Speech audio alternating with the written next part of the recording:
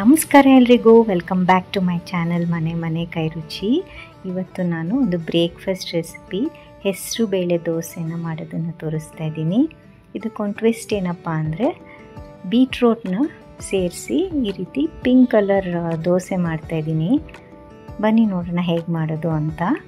ಇಲ್ಲಿ 1 ಕಪ್ಪಷ್ಟು ಹೆಸರು ಬೇಳೆ, 1 ಸ್ಪೂನ್ ಮೆಂತೆ, 1 ಸ್ಪೂನ್ ಅಕ್ಕಿ, 1 ಸ್ಪೂನ್ ಉದ್ದಿನ ಬೇಳೆನ ನಾನು ರಾತ್ರಿ ಇಡೀ ನೆನೆಸಿ ಇಟ್ಕೊಂಡಿದ್ದೀನಿ. ಸುಮಾರು 7ರಿಂದ 8 ಗಂಟೆಗಳ ಕಾಲ ಇದನ್ನು ನೆನೆಸಬೇಕು.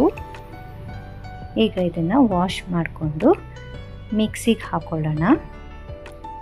ಇದಕ್ಕೆ ರುಚಿಗೆ ಬೇಕಾಗಿರೋಷ್ಟು ಉಪ್ಪನ್ನು ಹಾಕೋತಾ ಇದ್ದೀನಿ. ಹಾಗೆ 1 ಇಂಚಷ್ಟು ಶುಂಠಿನ ಸೇರಿಸ್ಕೋತಾ ಇದ್ದೀನಿ. ಇಲ್ಲಿ ಟ್ವಿಸ್ಟ್ ಅಂದರೆ ಇದೇನೆ, 2 ಬೀಟ್ರೋಟ್ನ ನಾನು ಸಿಪ್ಪೆ ತೆಗೆದು ಹೆಚ್ಚಿ ಹಾಕೋತಾ ಇದ್ದೀನಿ. ನುಣ್ಣಗೆ ಈ ರೀತಿ ರುಬ್ಕೋಬೇಕು. ನೋಡಿ, ಈ ಹದಕ್ಕೆ ರುಬ್ಕೊಂಡಿದ್ದೀನಿ. ನನಗಿಲ್ಲಿ ಇನ್ನೂ ಸ್ವಲ್ಪ ನೀರು ಬೇಕು ಅಂತ ಅನಿಸುತ್ತೆ. ಮಿಕ್ಸಿಗೆ ಸ್ವಲ್ಪ ನೀರು ಹಾಕ್ಕೊಂಡು ಇಲ್ಲಿ ಮಿಕ್ಸ್ ಮಾಡ್ಕೋತಾ ಇದ್ದೀನಿ. ನೋಡಿ, ಈ ಹದಕ್ಕೆ ನೀರು ಹಾಕ್ಕೊಂಡು ಮಿಕ್ಸ್ ಮಾಡಿಕೊಂಡ್ರೆ ಸಾಕಾಗತ್ತೆ. ಈಗ ತವಾ ಕಾದಿದೆ. ಮಾಮೂಲಿ ದೋಸೆ ಎಲ್ಲ ಯಾವ ರೀತಿ ಹಾಕ್ತಿರೋ ಅದೇ ರೀತಿ ಹಾಕ್ಕೊಂಡ್ರೆ ಪರ್ಫೆಕ್ಟಾಗೆ ಬರುತ್ತೆ. ಇದು ಕ್ರಿಸ್ಪಿಯಾಗೂ ಇರುತ್ತೆ. ಇದು ದೋಸೆ ಕೆಂಪಗೆ ಚೆನ್ನಾಗೇ ಬರುತ್ತೆ. ನಿಮಗೆ ಬೀಟ್ರೋಟ್ ಹಾಕೋಕ್ಕೆ ಇಷ್ಟ ಇಲ್ಲ ಅಂದರೆ ನೀವು ಹಾಗೆ ಸಹ ಮಾಡ್ಕೋಬೋದು. ಆವಾಗ ಸ್ವಲ್ಪ ದೋಸೆ ಯೆಲ್ಲೋಯಿಶ್ ಆಗಿ ಬರುತ್ತೆ.